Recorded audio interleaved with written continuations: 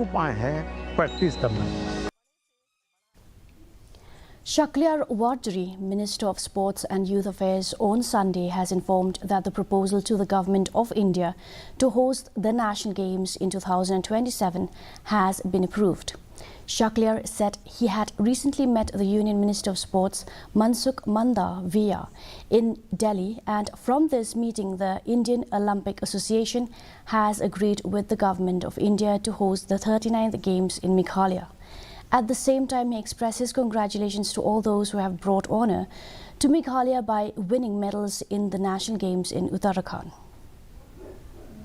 Desember jong usnam arja pusau na kaliang kajonga malayo ya kaban ya kendu ya Union Minister jongka Government of India beri benefit ya ka transport akaban na kaliang kajongi kum kajela akajing lam jong Menteri Rangba milayo ya kabangin ai ke city na kamtaban host ya ka National Games hangga po kajela kajongi ban ngadap da kajengkeman ke kraw ban kisngi ba mentaka sngi milayo ya ka confirmation na kaliang jongka IUA berkumjuru na kaliang jongka central government hakabakila pediang ia kajing kerpat kajungi bangin host ya ke National Games sikumta ngangit scam baganika khubor kalongka khubor ka bakamendo pang na kabenta ki khun samla ki ba ya ka sports akan kajala kajungi